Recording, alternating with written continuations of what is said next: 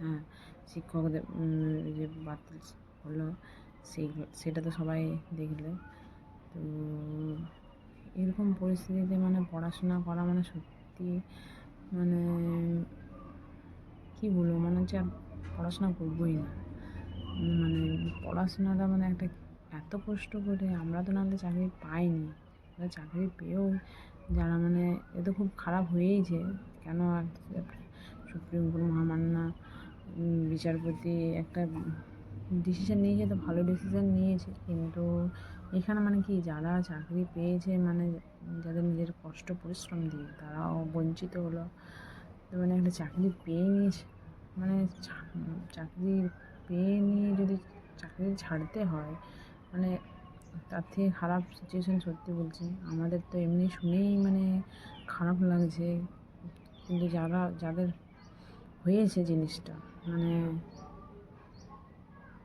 কি বলবো আর, মানে এটা মানে কি বলে না যে চোরের সঙ্গে ঘুরলে চোর, তো সেই সেই রকম মানে একজনের যারা এমনিতে তো অনেকই বেআইনিভাবে হয়েছে, মানে কি বলবো, ঘুষের ব্যাপারটা মানে যারা অনেকে ইলিগেল পেয়েছে, কিন্তু ওটা তো ওর সাথে মানে যারা লিগেলি তাদেরও তো ভবিষ্যৎ খারাপ।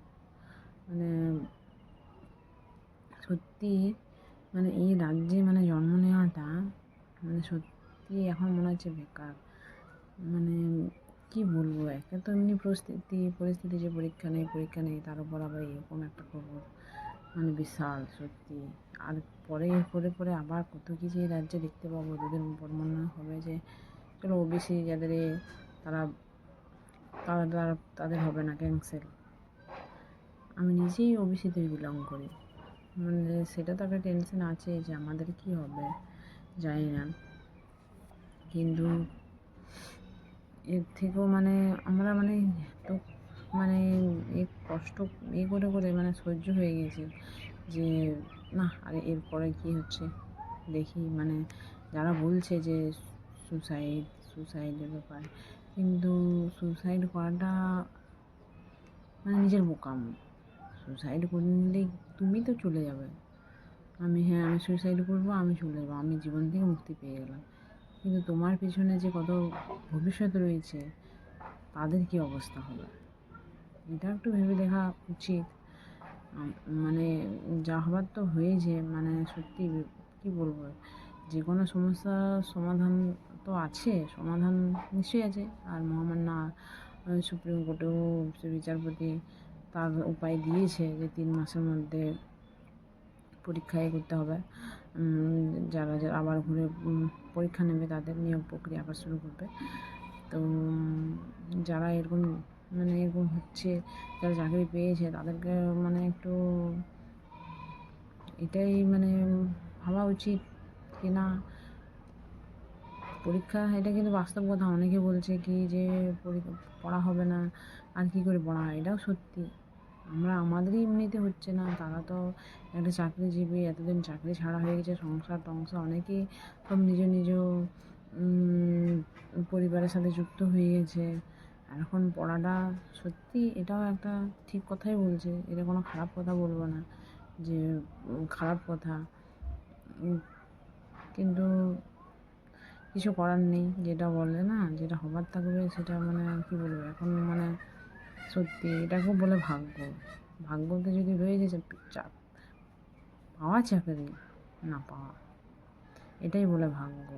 আমি তো ভাগ্যকে তো বিশ্বাস করি।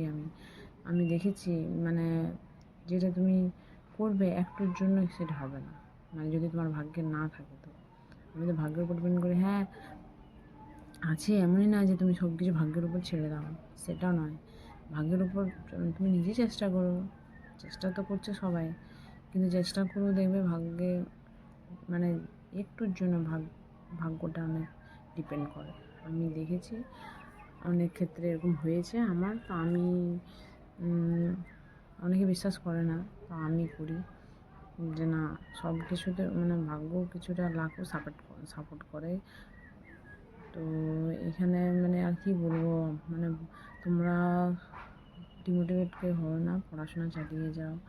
পড়াশোনা তো হচ্ছে একটাই ব্যাপার, এখন যদি এমনি করে ছেড়ে দেওয়া হয় তো পরে আরও অসুবিধা। আমিও পড়াশোনা কিছুদিন হয়নি, আর কিছুদিন হবেও না মনে হচ্ছে। আমাদের তো আবার সামনে পুজো আসছে, পুজোর ভিডিও আমি ব্লগ বানাবো, তখন তোমাদেরকে দেখাবো আমাদের গ্রামে যে পুজো হয়, চড়ক পুজো, সেই পুজোর ভিডিও তোমাদেরকে দেবো। মানে আমাদের সামনে একদম আমাদের দুয়ারের সামনে হয়, তোমাদেরকে দেখিয়ে দেবো। আর আমার এখন পড়া হবেও না হয়তো কিছুদিন, তবু একটু একটু করে চালিয়ে যাবো পড়াশোনাটা। তোমরাও পড়াশোনা চালিয়ে যাও। মানে চারিদিকে ওই খবর টবর মানে কান না দিলেই ভালো হয় মনে হয়। শুনতে তো হবেই, কিন্তু তো কিছু করার নেই। তো নিজের কাজ নিজের পড়াশোনা, নিজের স্টাডি চালিয়ে যাও। তো এটাই আমি বলবো। তো আজকের মতো আমি ব্লগটা এখানে শেষ করছি। Bye bye.